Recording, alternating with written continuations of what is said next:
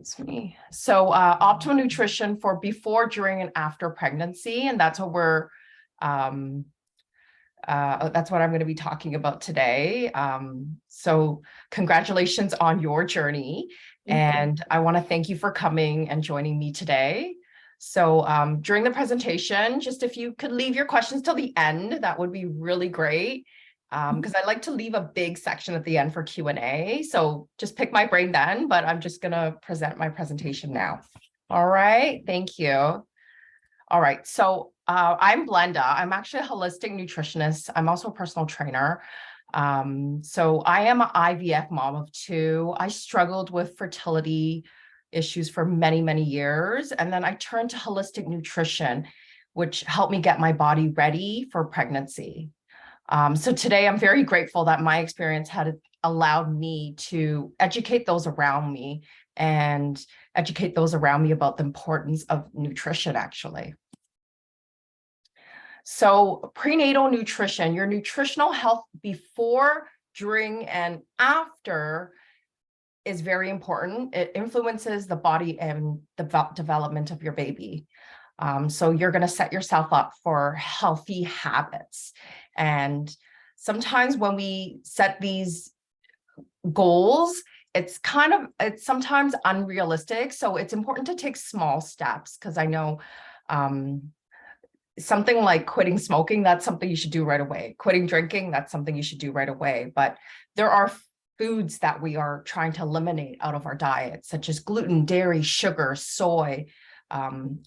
Eliminating entire food groups sometimes is really difficult.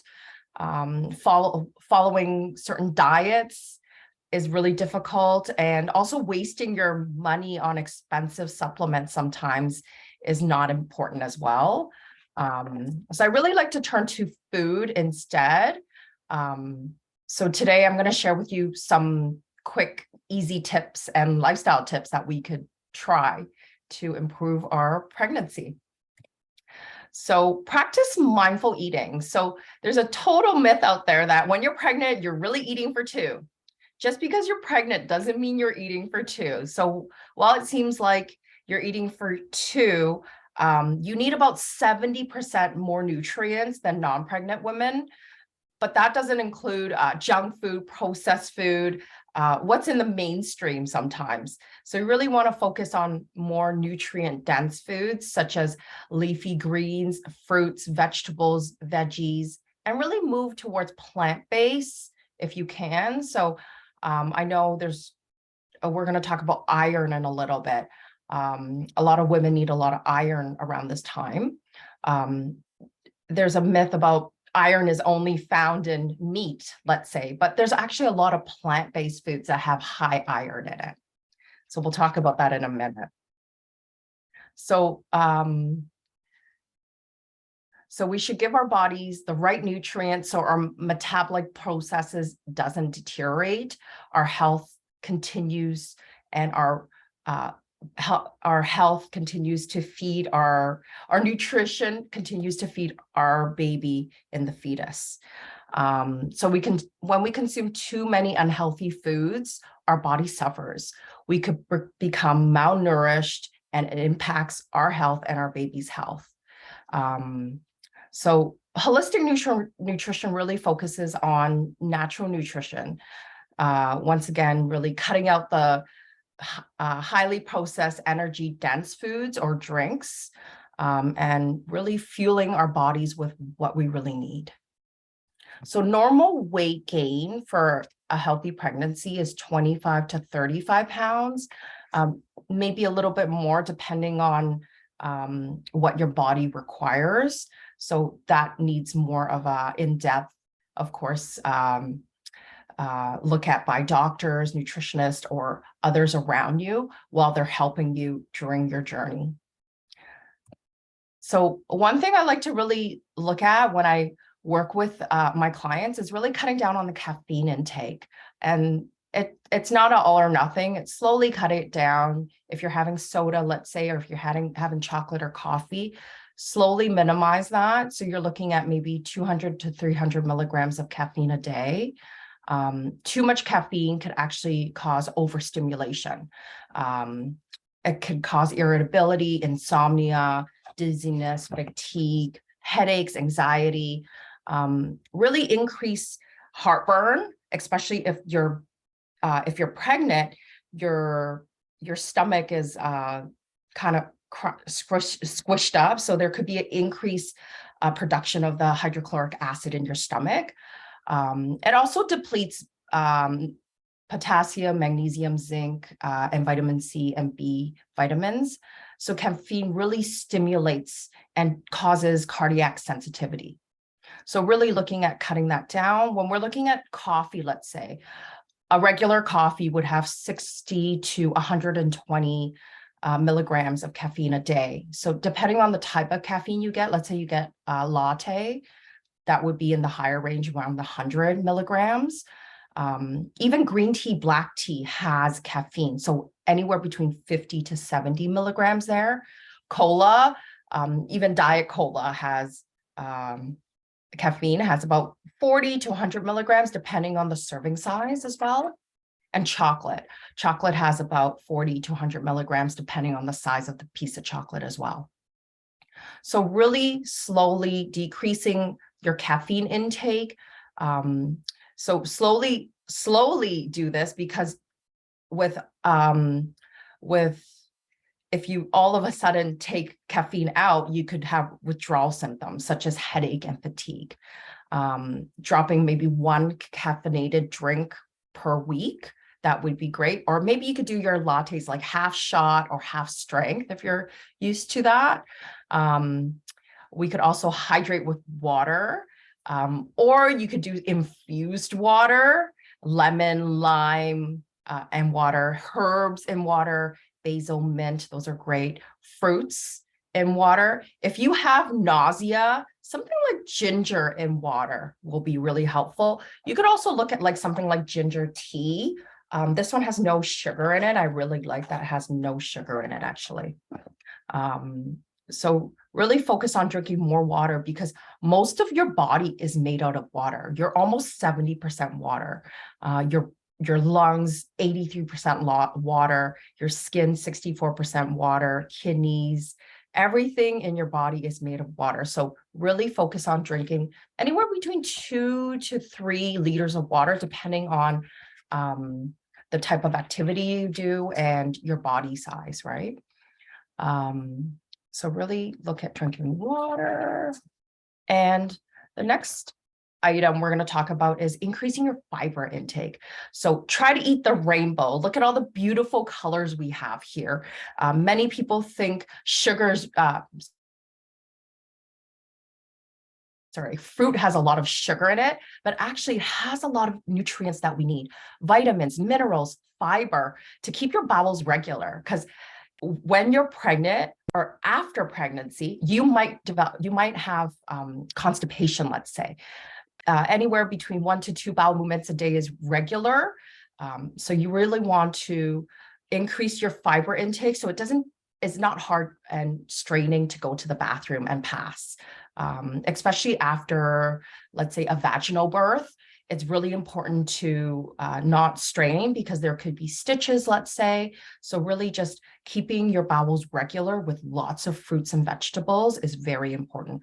So really look at leafy greens, berries, citrus fruits, any of the, really using meat as a condiment more, such as these kebabs right here. They're more veggies than meat. So really focus on more veggies. Remember, everything that you're eating, your baby is also eating. So you want to ensure you turn your womb into a greenhouse. So it's a great idea to start before conception, but don't worry. If you are already pregnant or even after you're pregnant, it's very important to start now. It's never too late. There's some other nutrient-dense foods that I like to talk about is eggs, fish, leafy greens, and nuts and seeds. Beans instead of red meat. When we talk about iron-rich foods, really want to focus on plant-based more. So tofu, we think tofu doesn't have a lot of protein, but really it has a lot of iron, excuse me, has a lot of iron. So we want to look at tofu having 6 milligrams of iron that we need. Soybeans, lentils, quinoa, 1 cup has 6.3 milligrams. Pumpkin seeds, you could add that on top of a salad, 5.2 milligrams for 1/4 of a cup. Chickpeas, a cup has about 4.7. Swiss chard, so now we're moving into the veggies. So Swiss chard has iron. Spinach, bok choy, broccoli. These are really great choices to add add iron into your diet. When you look at red meat, it has about 2 milligrams for every 4 ounces compared to, let's say, tofu. 4 ounces has about 6 milligrams. So really want to look at more plant-based if you can. And of course, yes, red meat occasionally, really choosing plant-based as much as we can. So supplementation, another thing that I like to add sometimes for pregnancy is some supplements, because it's helping us to fill in the missing gaps, let's say, especially in the wintertime, we don't have enough vitamin D because the months between November to May, there's not a lot of sunlight. We're indoors a lot. So it's good to add a supplement like a vitamin D drop and or 2, depending on your vitamin D levels. So you could definitely get your vitamin D levels checked when you get your blood work. That's something you need to request your doctor to get sometimes.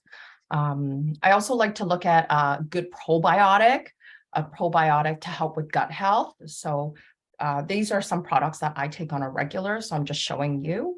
Probiotics helps with supporting the intestinal microflora, maintaining healthy, good bacteria in the body, and healthy digestive system. I also like to support my health with fish oil, like a good quality fish oil I like to use because they're essential fatty acids. It's something you need to intake from your diet. They're called essential because you can't get them. Your body doesn't make them except for from diet. So really eating fish, healthy fish, salmon, herring, sardines, mackerel. Mushrooms also have omega-3 as well. So if you want to add some mushrooms into the diet, that's a great way to get it. And also when we look at some lifestyle choices, such as smoking, quitting smoking, we're quitting drinking if you're pregnant, decreasing stress, getting enough sleep. Around this time, you're getting your body ready for your baby. You need to restore those hormones, make sure you're getting enough sleep. And also if you're not exercising, maybe just add a walk in. 10 minutes a day will really make a difference. So if you're a gym goer, you could do a little bit of strength training. That would be really good for your bones and your muscles. Also something light, like you could use the yoga ball, you could use one of these balancing balls, or you do some light yoga or stretching. And these are very important things to add into your daily routine. So I also like to talk about endocrine disruptors. Endocrine disruptors are basically any products that have a lot of scent in it. It could cause disruption. So I like to really use chemical wellness products that don't have chemicals in it or too many chemicals in it. So when you're looking at something like Vaseline for your baby, a lot of people use Vaseline for their baby's bum. I like to use something more organic, such as this lavender skin therapy, Polysporin. We know what that is. I like to use something like wound therapy. Sometimes for colds and coughs, we use Vicks VapoRub. So I like to use something more organic. So really switching towards more plant-based products as much as we can, including cleaning products, especially the sprays that we do use in our home sometimes. It could offset a lot. It could give off a lot of scent, which could cause endocrine disruption. So life with a baby. So motherhood and newborn. there's really no right or wrong when you want to feed your baby. They always suggest breast is best. And I know when I went to the hospital, I was really stubborn and I really wanted to breastfeed only and strictly breastfeed. But then I had a lot of trouble. And because it was my first, I had no idea what I was doing. So I ended up turning to a little bit of supplementation, such as the formula. And then she started growing a lot faster. So I supplemented with breast as well as with formula. I think there's a lot of options out there. So when you're choosing what's best for you, there's no right or wrong. So really just pick what you believe is best for you. And I always suggest saying yes. So when someone wants to help you, say yes. If they want to bring you food, say yes. If they want to help watch your baby, say yes. Accept the help. I think that's really important, and make sure you're taking care of your health at the same time, because I know when the baby arrives, a lot of us don't know what to do, or I didn't know what to do exactly, but I accepted help, and it made such a big difference for me. So today, I just really want to say thank you. I really appreciate you spending your time with me. And I'm grateful to share some of my tricks and tips that I've talked about, especially during my pregnancies. They're really beautiful. So I had such a great pregnancy. So I was really happy. I have two beautiful children now. They're 4 and 7, and they're a lot bigger. So they're no longer babies, but they're grown now. Yeah. So I left my email